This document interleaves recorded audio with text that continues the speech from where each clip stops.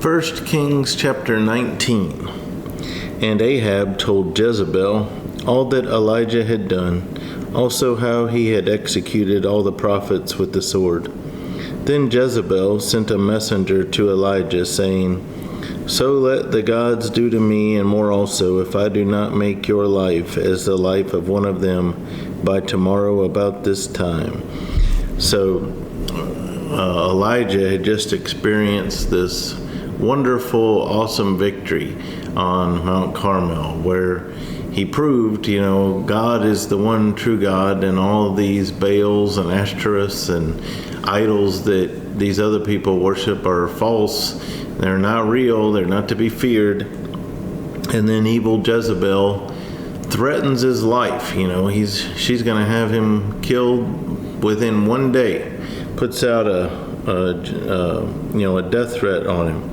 And you would think that after the success and victory that Elijah had just experienced and all the power that God has demonstrated, that he wouldn't fear Jezebel. Why would he fear her when he didn't fear the hundreds of false prophets, right?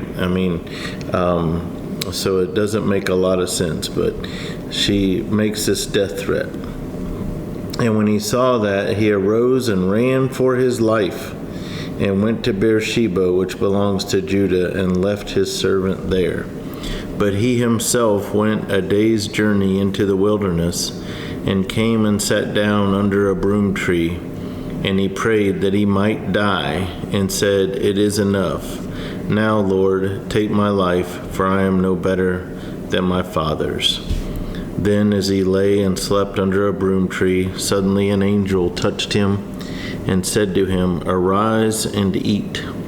Then he looked, and there by his head was a cake baked on coals and a jar of water. So he ate and drank and lay down again.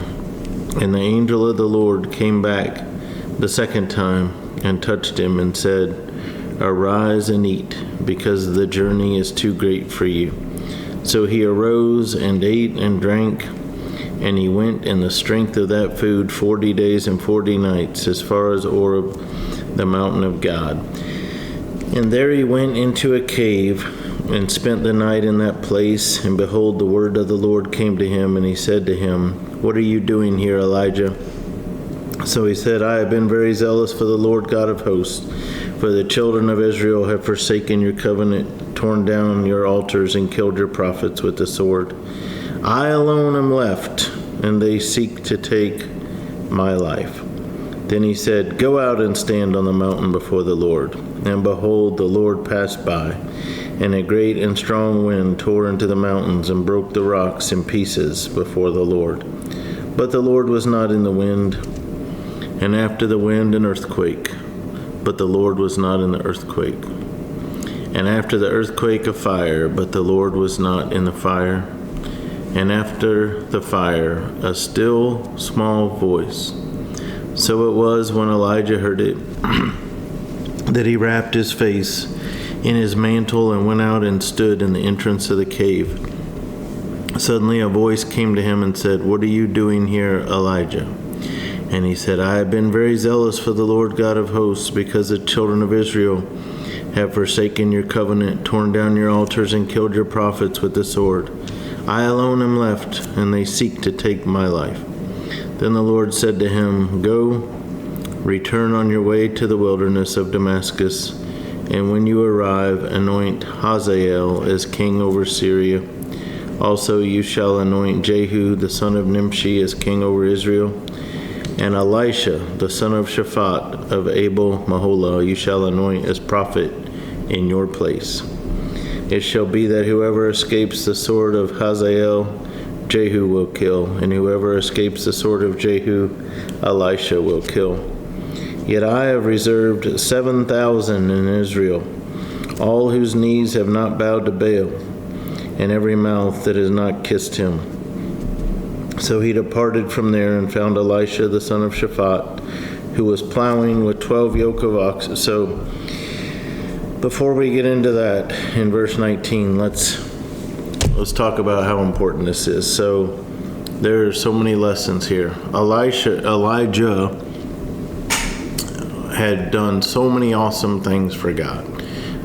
He was a great prophet. He saw God's miracles. He had just won this awesome victory on Mount Carmel, which was really the pinnacle of his entire ministry, this moment. And then afterward, he gets one death threat, and he cowers and runs for his life. And we see that the angel approached him, ministered to him by giving him food, and then they gave him more food. And so that tells us a lot. So Elijah was very busy ministering for God, and through that he got physically worn out. He was physically exhausted, mentally, emotionally spent. And so he had, yes, seen God do great things, but it had wore him out totally.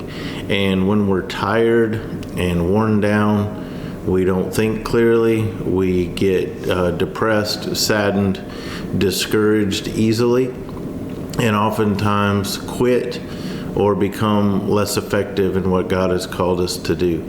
And so it's a good reminder that we need to take care of ourselves, we need to take care of our bodies, and always remember, hey, don't make important decisions when you're exhausted, and also recognize that's when the devil can do great work against us, is when we're tired and when we're wore out, when we're discouraged. And so Elijah needed time to refresh himself, but unfortunately, this is the end. He's been asked, you're going to go anoint Elisha as your replacement. His days as the prophet are about to end. And so that's kind of sad. But anyway, there's a lot for us to learn there. And so now we learn a lot from, also, he was misguided in his brain about how important he was. He's telling God, I'm the only one left. I'm the only one you've got. And the truth is, God's the only one we've got, right? So God corrected him. I have 7,000 prophets who have not bowed to Baal. And so while Elijah thought he was the only obedient person on earth, God reminded him, I've got 7,000 servants in this area that are already serving me. And so it kind of lets Elijah know, yes, you're great, you did great things, but you're not God's only answer. God has believers all over the world doing things. And so lest we ever get puffed up in our mind that we're doing more than this person or whatever, God will humble us quickly. So now we switch to Elisha in verse 19. So he departed from there and found Elisha, the son of Shaphat, who was plowing with 12 yoke of oxen before him, and he was with the 12th. Then Elijah passed by him and threw his mantle on him, and he left the oxen and ran after Elijah and said, Please let me kiss my father and my mother, and then I will follow you. And he said to him, Go back again, for what have I done to you?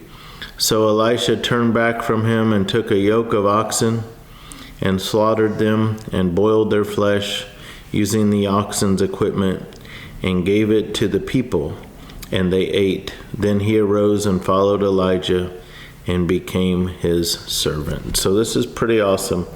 So what's going on here? So you might remember in the New Testament where Jesus says something to the effect of, one person says something like, I want to go bury my father before I follow you.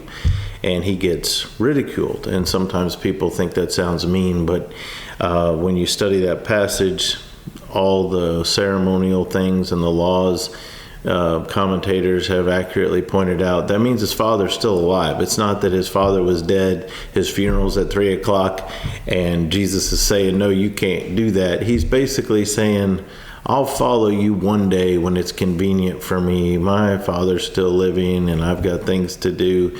And Jesus saw that as a lack of obedience and a lack of priority. So he called him out for it. This is different, where Elisha genuinely recognizes what this means, that Elijah, who was well known, is transferring, basically calling him as his replacement. And he's overcome by it. He's just out working in the field, doing his thing, and this happens, and he recognizes the gravity of it, but he doesn't just want to disappear and make his family worry about him and not know what's happening. So he says, hey, I want to kiss my mom and dad and, say goodbye to them.